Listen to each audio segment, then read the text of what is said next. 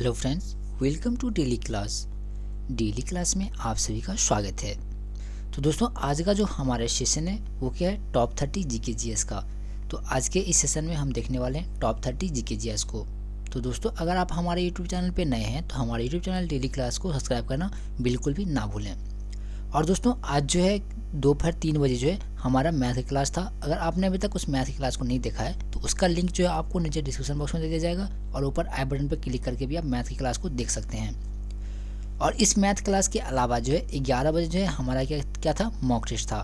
तो 11 बजे आज जो है टोटल 50 क्वेश्चन का जो है मॉक टेस्ट था। कितने क्वेश्चन का? तो 50 क्वेश्चन का। अगर आपने अभी तक इसे नहीं देखा है तो उसका भी लिंक जो आपको नीचे डिस्क्रिप्शन बॉक्स में दे दिया जाएगा, वहाँ से आप देख सकते हैं।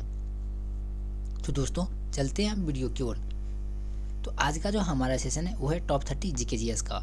और दोस्तों, इस सेशन का पीडीएफ जो है कल हमारे टेलीग्राम ग्रुप डेली क्लास 27 में जो है दे दिया जाएगा, वहाँ से आप जो है डाउनलोड कर सकते हैं। और अगर आप हमारे टेलीग्राम ग्रुप से नहीं जुड़े हैं तो उसका लिंक जो है आपको नीचे डिस्क्रिप्शन बॉक्स में दे दिया गया है, वहाँ से आप जुड़ सकते हैं। दोस्तों, चलते हैं क्वेश्चन की ओर। बिना टाइम गवाए हम अपना क्वेश्चनों का प्रैक्टिस करेंगे। और दोस्तों, इस सेशन को लाइक करना बिल्कुल भी ना भूलें और इस सेशन को अपने दोस्तों के साथ जरूर शेयर कीजिएगा। तो दोस्तों, जैसे कि यहाँ पे आप देख सकते हैं, हमारा जो फर्स्ट क्वेश्चन है वो क्या है, भारतीय प्रेस का मुक्तिदाता किसे कहा जाता है।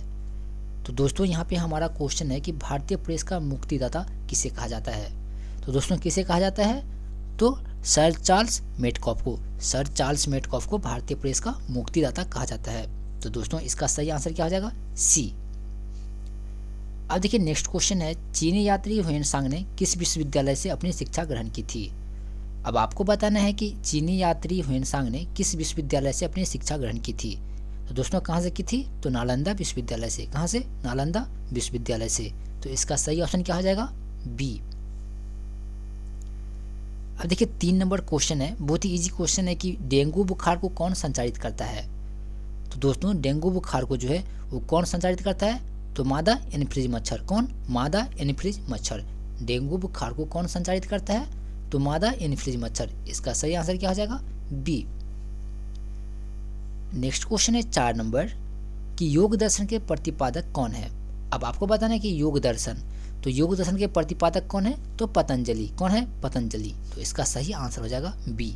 योग दर्शन के प्रतिपादक कौन है? तो पतंजलि। इसका सही ऑप्शन हो जाएगा बी। नेक्स्ट क्वेश्चन है 5 नंबर, गोपथ ब्राह्मण का संबंध किस वेद से है। अब आपको बताना है कि गोपथ ब्राह्मण का संबंध जो है वो दोस्तों किस वेद से है? तो अथर्ववेद से। किस वेद से? अथर्ववेद से। गोपथ ब्राह्मण का संबंध जो है वो किस वेद से है? तो अथर्ववेद से। इसका सही ऑप्शन हो जाएगा डी। अब देखिए, नेक्स्ट क्वेश्चन है कि अष्टप्रधान का संबंध किससे है। अब आपको बताना है कि अष्टप्रधान का संबंध जो है वो निम्नलिखित में से किससे है। तो दोस्तों, किससे है? तो शिवाजी से। किससे? शिवाजी से। अष्टप्रधान का संबंध जो है किससे है? शिवाजी से। अब नेक्स्ट क्वेश्चन है 7 नंबर कि स्वराज पार्टी के संस्थापक कौन थे। अब आपको बताना है कि स्वराज पार्टी के संस्थापक निम्नलिखित में से कौन थे। तो दोस्तों, कौन थे? CR दास। स्वराज पार्टी के संस्थापक कौन थे? CR दास। तो इसका सही ऑप्शन हो जाएगा सी। स्वराज पार्टी के संस्थापक कौन थे? तो CR दास। देखिए, 8 नंबर क्वेश्चन है, तारपीन के तेल किससे प्राप्त किया जाता है। अब आपको बताना है कि तारपीन का जो तेल है वो निम्नलिखित में से किससे प्राप्त किया जाता है। तो दोस्तों, किससे प्राप्त किया जाता है? चीड़ से। किससे? चीड़ के पेड़ से। तो तारपीन का तेल जो है वो किससे प्राप्त किया जाता है? चीड़ से। इसका सही ऑप्शन क्या हो जाएगा? सी। अब देखिए, 9 नंबर क्वेश्चन है कि साहित्य अकादमी का मुख्यालय कहाँ पर है। किसका मुख्यालय? तो साहित्य अकादमी का। तो दोस्तों, साहित्य अकादमी का मुख्यालय जो है वो निम्नलिखित में से कहाँ पे है? तो दोस्तों, कहाँ पे? नई दिल्ली में। कहाँ पे? नई दिल्ली में। तो इसका सही ऑप्शन हो जाएगा सी। साहित्य अकादमी का मुख्यालय कहाँ पर है? तो नई दिल्ली में। अब देखिए, 10वां नंबर क्वेश्चन है कि पृथ्वी सम्मेलन कहाँ पर हुआ था। तो दोस्तों, पृथ्वी सम्मेलन जो है कहाँ पे हुआ था? तो ब्राजील का एक शहर है Rio de Janeiro. Rio de Janeiro. तो जहाँ पे पृथ्वी सम्मेलन हुआ था। इसका सही आंसर क्या हो जाएगा? बी। अब देखिए, 11 नंबर क्वेश्चन है कि असहयोग आंदोलन की शुरुआत कब की गई। क्वेश्चन क्या है? असहयोग आंदोलन की शुरुआत जो है वो कब की गई थी। तो दोस्तों, कब की गई थी? 1920 में। असहयोग आंदोलन की शुरुआत कब की गई थी? 1920 में। इसका सही ऑप्शन हो जाएगा बी। अब देखिए दोस्तों, नेक्स्ट क्वेश्चन है कि अंतर्राष्ट्रीय आपराधिक पुलिस संगठन जिसे इंटरपोल कहते हैं, तो इंटरपोल का मुख्यालय कहाँ पर स्थित है? तो दोस्तों इंटरपोल का मुख्यालय जो है वो कहाँ पर है? लियोन में। कहाँ पे? लियोन में। तो इंटरपोल का मुख्यालय जो है वो कहाँ पर स्थित है? लियोन में। और दोस्तों इंटरपोल को क्या कहते हैं? अंतर्राष्ट्रीय आपराधिक पुलिस संगठन। क्या कहते हैं? अंतर्राष्ट्रीय आपराधिक पुलिस संगठन, जिसे हम शॉर्ट फॉर्म में क्या कहते हैं? इंटरपोल। तो इंटरपोल का मुख्यालय कहाँ पे? लियोन में। कहाँ पे? लियोन में। अब देखिए 13 नंबर क्वेश्चन है कि बुद्ध की मृत्यु क्या कहलाती है? तो दोस्तों बुद्ध की मृत्यु को जो है क्या कहा जाता है? तो बुद्ध की मृत्यु को क्या कहा जाता है? महापरिनिर्वाण। क्या कहा जाता है? महापरिनिर्वाण। तो बुद्ध की मृत्यु को महापरिनिर्वाण कहा जाता है। इसका सही ऑप्शन क्या हो जाएगा? सी। अब देखिए नेक्स्ट क्वेश्चन है कि प्रशीतक के रूप में किसका प्रयोग होता है? अब आपको बताना है कि प्रशीतक के रूप में जो है निम्नलिखित में से किसका प्रयोग होता है? तो फ्रीऑन का। किसका? फ्रीऑन को। तो प्रतिशत के रूप प्रशीतक के रूप में किसका प्रयोग होता है? फ्रीऑन का। अब देखिए 15 नंबर क्वेश्चन है कि पटना उच्च न्यायालय की स्थापना कब की गई थी? तो दोस्तों अब आप बताइए कि पटना उच्च न्यायालय की स्थापना जो है वो कब की गई थी? तो दोस्तों कब की गई थी? 1916 में। कब की गई थी? 1916 में। तो इसका सही ऑप्शन हो जाएगा सी। पटना उच्च न्यायालय की स्थापना कब की गई थी? 1916 में। नेक्स्ट है बुद्धा स्मृति पार्क कहाँ पर स्थित है? तो अब आपको बताना है कि बुद्धा स्मृति पार्क जो है वो निम्नलिखित में से कहाँ पर स्थित है? तो दोस्तों कहाँ पर स्थित है? पटना में। तो पटना रेलवे स्टेशन के बगल ही जो है बुद्धा स्मृति पार्क स्थित है। तो पटना का जो रेलवे स्टेशन है उसके जस्ट बगल ही बुद्धा स्मृति पार्क है। तो इसका सही आंसर क्या हो जाएगा? सी। 17वां नंबर क्वेश्चन है कि उर्वशी के लेखक कौन है? तो दोस्तों उर्वशी के लेखक कौन है? तो रामधारी सिंह दिनकर। कौन थे? रामधारी सिंह दिनकर। तो उर्वशी के लेखक कौन है? रामधारी सिंह दिनकर। अब 18 नंबर क्वेश्चन है कि मुल्ला पेरियार बांध किस राज्य में है? तो दोस्तों यह क्वेश्चन बिहार पुलिस कांस्टेबल के लिए बहुत ही इंपॉर्टेंट है कि मुल्ला पेरियार बांध जो है वो निम्नलिखित में से किस राज्य में है? तो किस राज्य में है? तो केरल राज्य में। किस राज्य में? केरल राज्य में। तो इसका सही ऑप्शन हो जाएगा बी।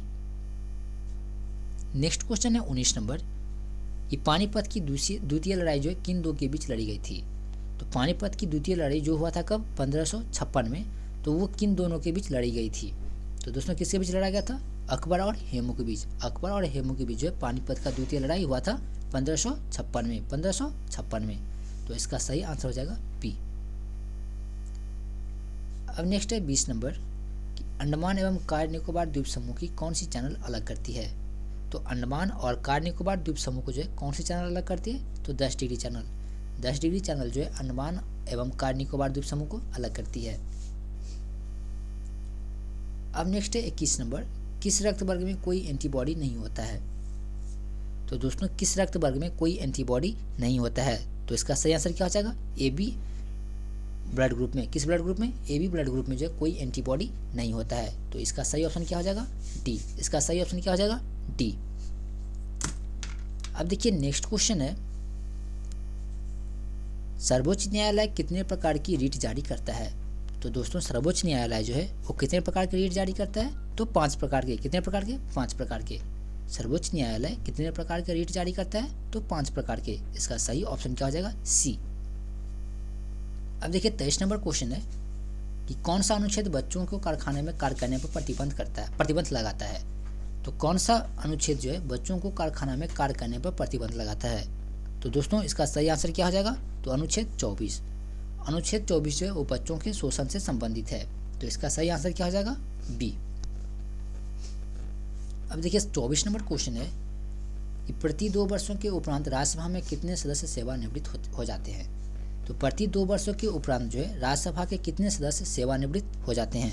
तो दोस्तों कितने सदस्य? 1/3 सदस्य जो है वो 2 वर्षों के उपरांत राज्यसभा से सेवानिवृत्त हो जाते हैं। इसका सही ऑप्शन हो जाएगा सी। अब देखिए 25 नंबर क्वेश्चन है कि भारत में पुनः जजिया कर किसने लागू किया गया था? तो दोस्तों भारत में पुनः जजिया कर जो है वो किसने लागू किया? तो दोस्तों पुनः जजिया कर जो है किसने लागू किया था? औरंगजेब ने। किसने? औरंगजेब ने। तो इसका सही ऑप्शन हो जाएगा डी। अब देखिए 26 नंबर क्वेश्चन है कि भारत में मीठे पानी की सबसे बड़ी झील कौन सी है? तो दोस्तों भारत में मीठे पानी की सबसे बड़ी झील जो है वो कौन सी है? वुलर झील। वुलर झील जो है वो भारत की सबसे बड़ी मीठे पानी की झील है। तो इसका सही आंसर हो जाएगा बी। इसका सही आंसर क्या हो जाएगा? बी। अब देखिए 27 नंबर क्वेश्चन है कि मानव विकास रिपोर्ट कौन प्रकाशित करता है। दोस्तों अब आपको बताना है कि मानव विकास रिपोर्ट जो है वो कौन प्रकाशित करता है। तो दोस्तों कौन प्रकाशित करता है, तो यूएनडीपी। कौन प्रकाशित करता है, यूएनडीपी। इसका सही आंसर क्या हो जाएगा, सी। अब देखिए 28 नंबर क्वेश्चन है कि कपड़ा धोने का जो सोडा होता है उसका रासायनिक सूत्र क्या होता है। तो कपड़े धोने का रासायनिक सूत्र क्या होता है, तो Na2CO3। क्या होता है, Na2CO3। कपड़े धोने के सोडे का रासायनिक सूत्र क्या होता है, Na2CO3। अब देखिए 29 नंबर क्वेश्चन है कि महात्मा गांधी किस वर्ष भारतीय राष्ट्रीय कांग्रेस के अध्यक्ष बने। तो दोस्तों महात्मा गांधी जो है वो किस वर्ष भारतीय राष्ट्रीय कांग्रेस के अध्यक्ष बने।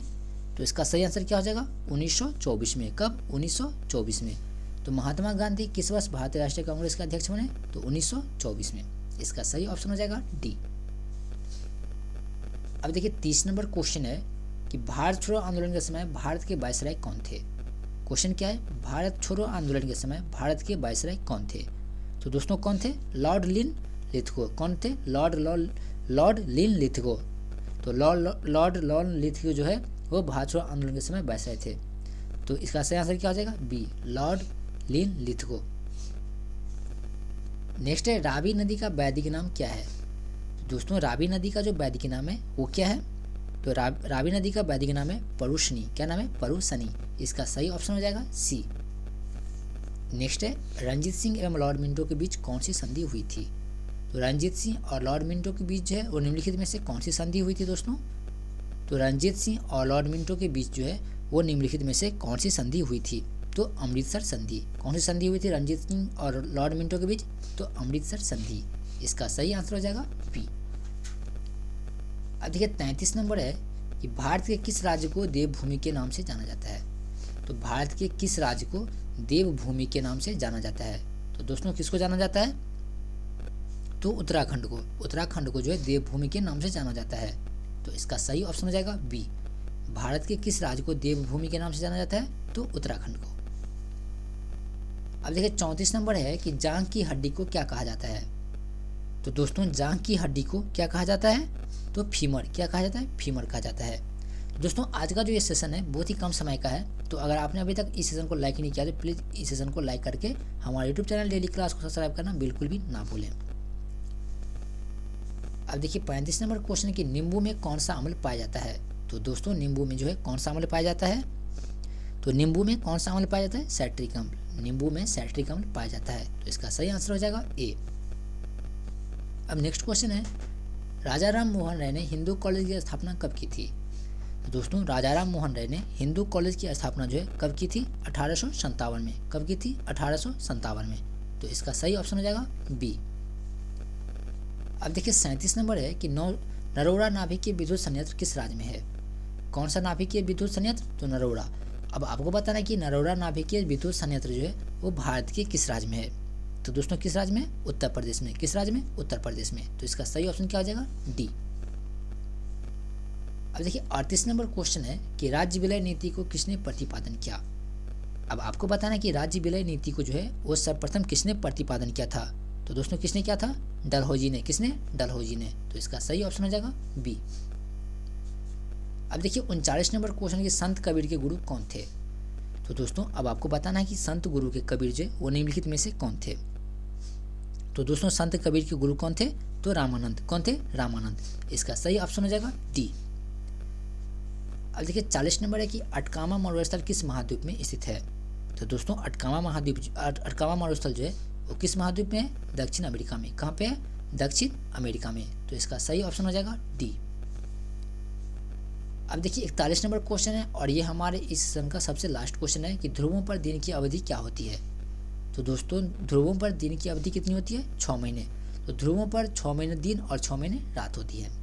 तो दोस्तों आज के लिए हमारा बस इतना ही क्वेश्चन था जिससे हमने सबसे कम समय में टाइटल किया है। तो दोस्तों आज के इस सेशन को लाइक करना बिल्कुल भी ना भूलिएगा और अगर आपने अभी तक हमारे यूट्यूब चैनल डेली क्लास को सब्सक्राइब नहीं किया है तो उसे सब्सक्राइब करना बिल्कुल भी मत भूलिएगा। और आज जो हमारा 3 बजे मैथ का क्लास था, अगर आपने अभी तक उसे अटेंड नहीं किया है तो उसका लिंक आपको नीचे डिस्क्रिप्शन बॉक्स में दे दिया जाएगा, वहाँ से आप देख सकते हैं। तो दोस्तों डिस्क्रिप्शन बॉक्स में जो आपको टेलीग्राम का भी लिंक दिया गया है तो उसे जो आप ज्वाइन करना बिल्कुल भी मत भूलिएगा, क्योंकि उसमें जो हम अपने क्लास से रिलेटेड जितने भी नोटिफिकेशन होते हैं वो सारे देते रहते हैं और PDF भी सेंड करते रहते हैं। तो उसे ज्वाइन करना बिल्कुल भी मत भूलिएगा। तो दोस्तों अब हम मिलेंगे कब, तो कल 7 बजे, कल 7 बजे मैथ के क्लास के साथ। तो कल 7 बजे हम मिलेंगे मैथ के क्लास के साथ।